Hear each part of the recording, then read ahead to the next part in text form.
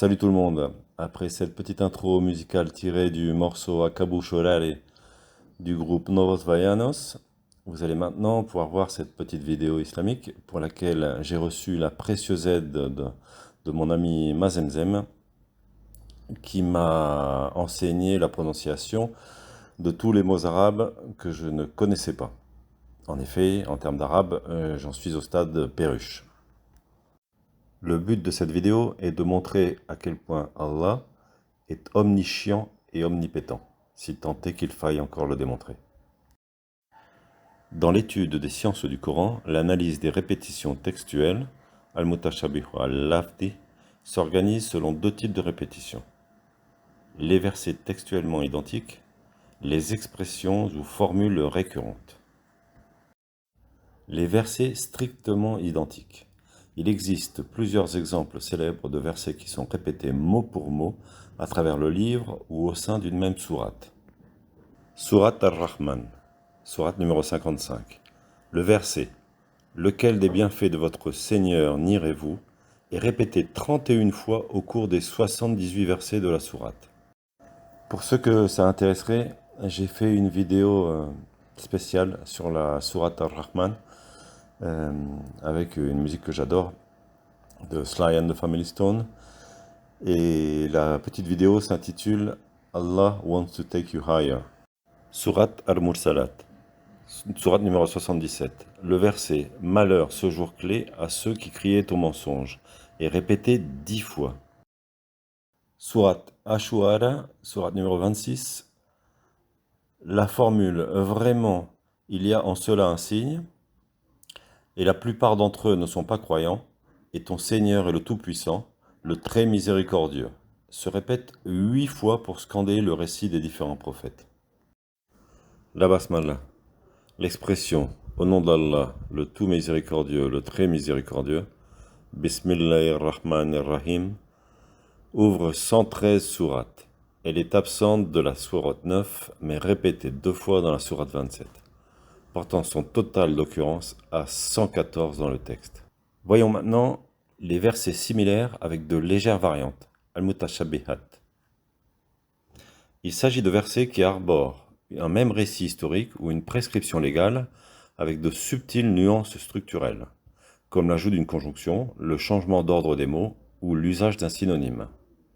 Selon les ouvrages classiques spécialisés, comme ceux d'Al-Khatib, Al-Iskandari ou d'Al-Khalbawi, on recense plus de 1200 à 2000 cas de similitudes et variantes grammaticales à travers le texte. Après avoir vu à quel point Allah est omniscient, à quel point il radote, nous allons présenter différents arguments qui montrent qu'il mérite aussi amplement son titre d'omnipétent.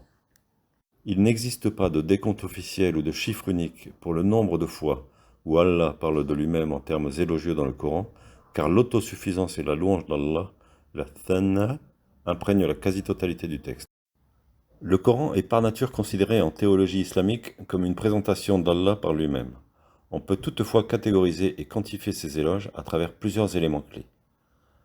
1. Les noms et attributs sublimes, al-Hasma al-Husna. 2. Les formules de louange directe, al-Hamd. 3. La glorification, tasbih. 4. Les versets majeurs d'auto-éloge. 1. Les noms et attributs sublimes, al-Asma al-Husna. Le Coran mentionne les attributs élogieux d'Allah des milliers de fois. Rien qu'en fin de verset, les formules de louange sont systématiques. Al-Aziz, le Tout-Puissant, mentionné environ 92 fois. Al-Hakim, le Sage, mentionné environ 91 fois. Al-Khafour, le Pardonneur, mentionné environ 91 fois. Ar-Rahman Ar-Rahim, le Tout Miséricordieux, le Très Miséricordieux, présent au début de 113 sourates dans la Basmala, et répété des dizaines de fois dans le texte. 2. Les formules de louange directe, al-Hamd. Le Coran s'ouvre et est rythmé par la formule de louange absolue envers lui-même. 5 sourates commencent directement par Alhamdulillah, louange à Allah, la Fatiha, sourate 1, Al-Hannam, sourate 6, Al-Khafs, sourate 18, Saba, sourate 34, et Fatir, sourate 35. L'expression Al-Hamd, la louange complète, revient plus de 40 fois dans le texte pour glorifier ses actions, sa création, ou sa perfection. 3. La glorification directe, tasbih. Allah se glorifie et ordonne sa glorification, exempte de toute imperfection, via les termes subhana ou le verbe sabaha.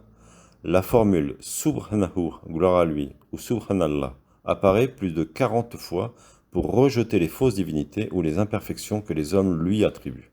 Cette sourate, les musabahat, commence par la glorification directe d'Allah, comme par exemple les sourates Al-Isra, Al-Hadid ou Al-Hashar, etc. 4. Les versets majeurs d'auto-éloge. Certains passages spécifiques sont entièrement dédiés à la description élogieuse de Sa Majesté. Le verset du trône, Ayat al-Kursi, sourate 2, verset 255, considéré comme le plus grand verset du Coran, est une succession pure d'éloges sur sa souveraineté et son immortalité.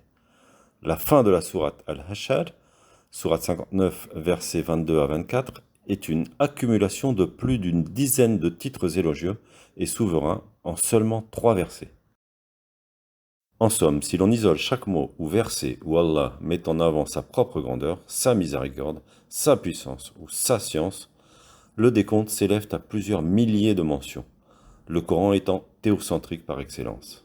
Au vu de tout cela, on peut en conclure, selon une expression hispanique que j'aime beaucoup, qu'Allah est más pesado que collar de sandías, qu'Allah est plus lourd qu'un collier de pastèques.